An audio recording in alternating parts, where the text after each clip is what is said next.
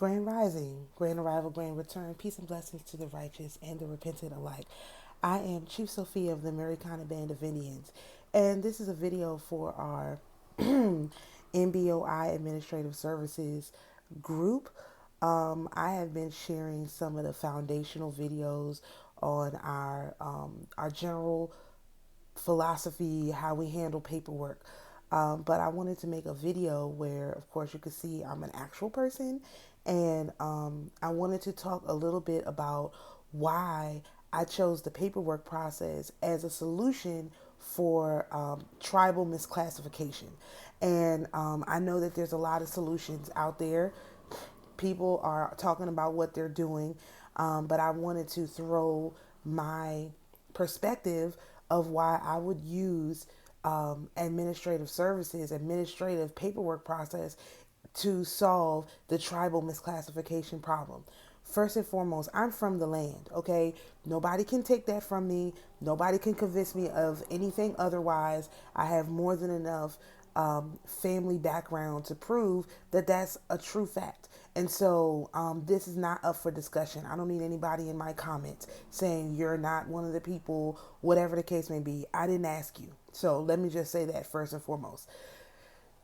Second of all, the reason why I believe that paperwork is the solution to the problem is because it was paperwork that caused the problem. So let me explain what that means a little bit.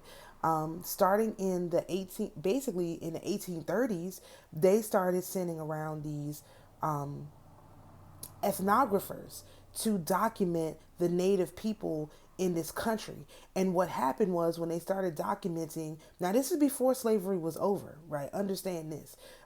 This is why the whole entire slavery narrative is really starting to blow up, because it doesn't make any sense, being that you had these ethnographers going around and documenting all of these quote unquote Native American people, and they all look like me. What happened was they did a survey of all the quote unquote native people in this country. They know who everyone is.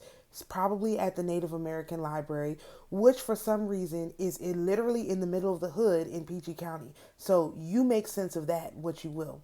But when they documented all of our people and all of our guides and all of our practices, then they came up with a plan on how they were going to basically propagandize us into believing that we weren't the people who were native to the land. So what they started doing is bringing in, just like they did with these quote unquote illegals that came from across the border, they started bringing in these people who looked like those people from across the border, and also different sorts of Asians, to basically put them in our clothes, literally put them in our clothes, put them on our lands while we were on vacation. Because if you know anything about the Jubilee cycle, which we practice very, very specifically, they just waited until we were gone. They put us in there, they put these people in our lands, they gave these people our clothes, and they took their pictures. This was around the time of quote unquote the end of slavery, like by the 1860s. By the 1900s, they were literally rewriting our narratives, our history, and calling it saying they were just rewriting our history and writing us out of it.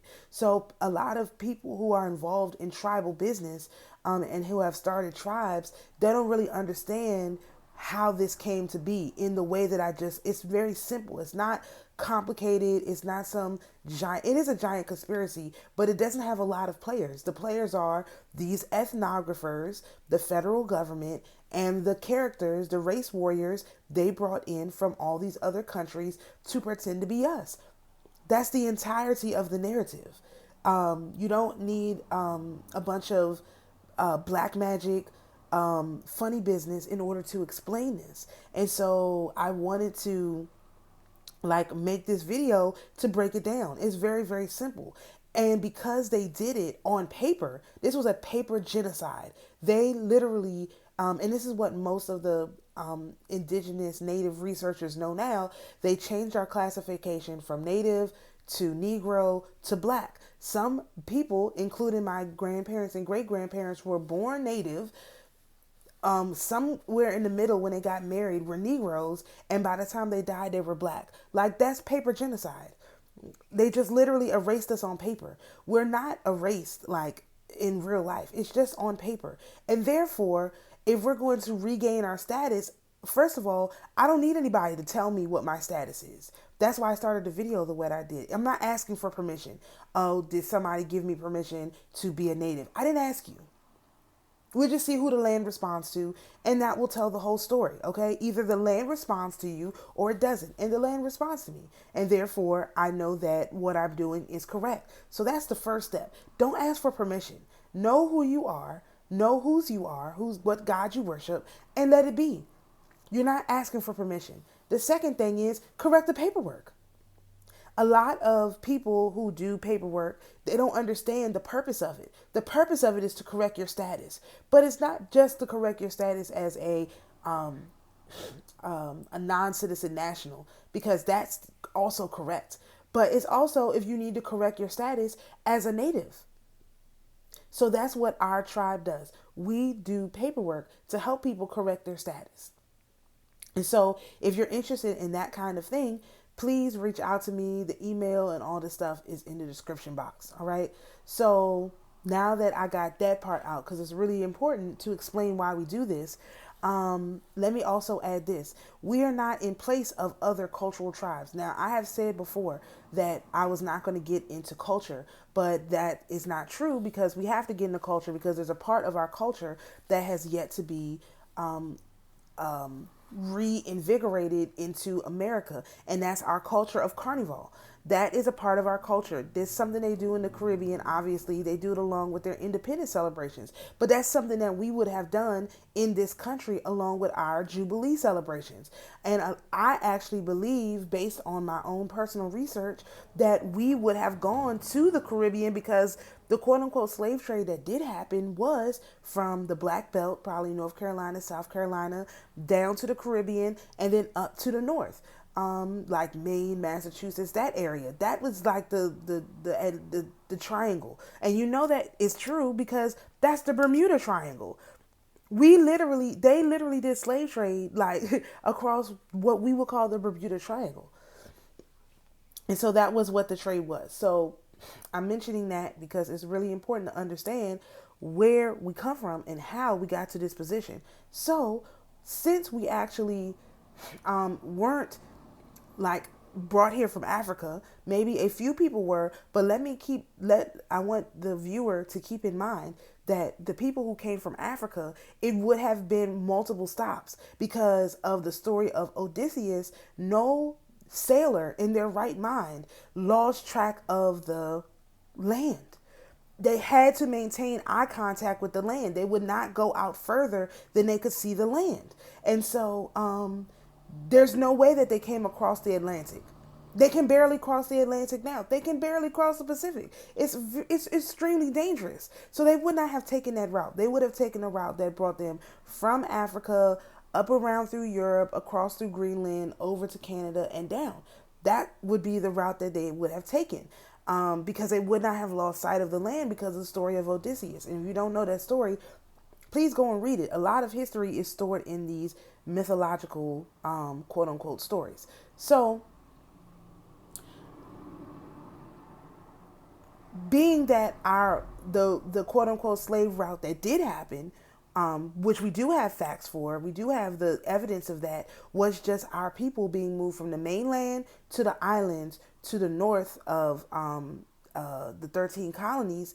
A lot of our traditions as people who are native to the land in America are actually stored in the Caribbean. And as someone who has been to the Caribbean, I know lots of people in the Caribbean, we are all very, very similar. This is why I personally don't engage in diaspora wars with people from the Caribbean, because we're literally the same people. Our people were going back and forth between the mainland of America and the Caribbean all the time. Like I don't believe that's a diaspora war to fight. Let me just put it that way. I know some people will, but I don't agree with that. There's some people, of course, in that land that did come from Africa. I'm not saying that, or came from South of America, the South of America land mass. So I'm not going to argue either of those points. I'm just saying a lot of things culturally that they do in the islands are things that we do here in the Black Belt. And so to fight that as a diaspora war doesn't make a lot of sense to me, okay? So let me talk about the paperwork now. The reason why paperwork is a good solution to the problem is because if you do your paperwork properly, it will reclassify you. And there's nothing that you're not asking permission. What I don't like a lot about a way a lot of the tribes operate is that they're always asking for permission. They're asking for someone to approve, agree with, believe them, or whatever. Like, I'm personally not asking for permission. And so therefore the paperwork does not require you to get a response from the government. It doesn't require you to get permission from the government. It doesn't require anything except for you to submit it. And they can't reject it because the Civil Rights Act of 1866, which is the only civil rights act that quote unquote Indians, natives should be claiming, because the Civil Rights Act of 1866 made every single native a citizen. At that point, every person who was on the land in 1866 is a citizen. That's what that act did. And so I don't need other acts. I don't need anything else. But one thing the Civil Rights Act of 1866 did was it made everyone equal. It gave everyone equal access to contracting with the government.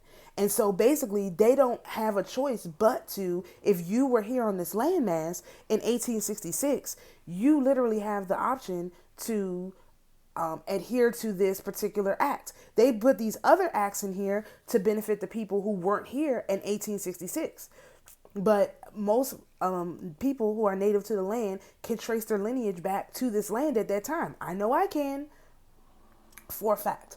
And that's one of the requirements if you're interested in joining our tribe, is that you have to prove that you were a person who is from a bloodline that existed on the land, not necessarily America, because that's not what it says if you read the act. But you have to prove that you were a literal person, a living person on the land in 1866. And most people can do that. There's few people who can't do that. These people, I don't know where they come from, but they can't prove that they were on the land. And so therefore they're probably not going to resonate with my message anyway. So you can prove that you were on the land, any landmass in this planet in 1866, you can say that you agree and accept those terms that's in the Civil Rights Act of 1866. And that's something that we do. Again, all of this stuff is not difficult to do.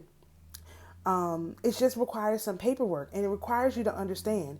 So I'm making this video because I want people to understand this is what we're working on over here on this channel, over here in my groups, which they'll be listed in the description box, and you're welcome to come and participate if you want to do your own paperwork to basically reclassify yourself in the way that you desire to be reclassified. If you have a group of people, you guys want to do it together, we can make that happen. This is not something that I'm trying to gatekeep.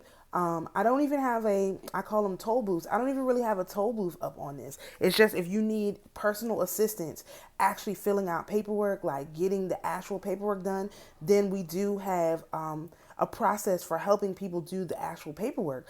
But I prefer people do their own paperwork. And so I have made it easy for people to not only see what I'm talking about, but to literally do their own paperwork.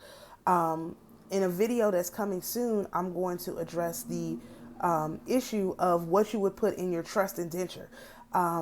Because a lot of people, because basically that's what you're doing. When you're doing the paperwork, you are creating a trust indenture for you, because they have you, the person who was born on the land, they have you classified under a trust. It's called a C'esti Que Trust. That's what everyone has heard about, the birth certificates and all of that. But what people don't understand is that if the trust doesn't have an indenture, they can do whatever they want. There's no rules. And so what we do specifically is we help people create their own personal trust indenture. Now, this is not something that anyone talks about, but this is what needs to be done. I've seen that people have done it, and I included some of their stuff in my documentation and my paperwork.